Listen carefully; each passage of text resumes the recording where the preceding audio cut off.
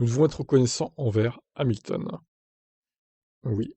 Qui a dit ça? Je sais pas qui, mais il a raison en tout cas. David Croft, du coup.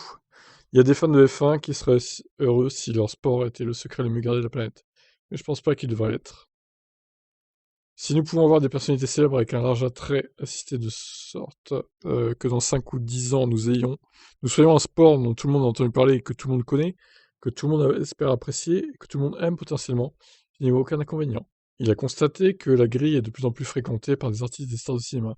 La présence des célébrités n'apporte pas seulement de nouveaux fans, estime Nathalie Pinkham, journaliste chez Sky Sports. Selon elle, ça contribue également à une nouvelle perspective sur ce qui était historiquement considéré comme un sport élitiste inaccessible. Pour cela, elle fait l'éloge d'Hamilton, qui tente de construire un pont entre la F1 et la Hollywood.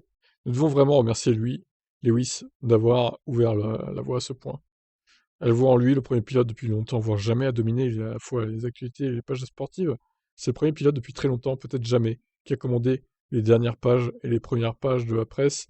Il est audacieux avec sa mode, il est prêt à prendre des risques, il est prêt à en parler en public, différent, et ne pas se sentir enfermé dans le carcan de ceux qui l'ont précédé. Il se préoccupe tellement de choses en dehors des courses. Et parce qu'il s'en préoccupe, il établit l'ordre du jour. Nous devrions lui être très reconnaissants, parce qu'il a ouvert les portes et a littéralement accueilli tout le monde. Les gens se sentent désormais inclus comme ils ne l'ont jamais été auparavant. Bah dis donc, que d'éloges envers Lewis Hamilton, hein. Ma foi, mais il va manquer à tout le monde quand il sera plus là alors, hein, en F1, hein.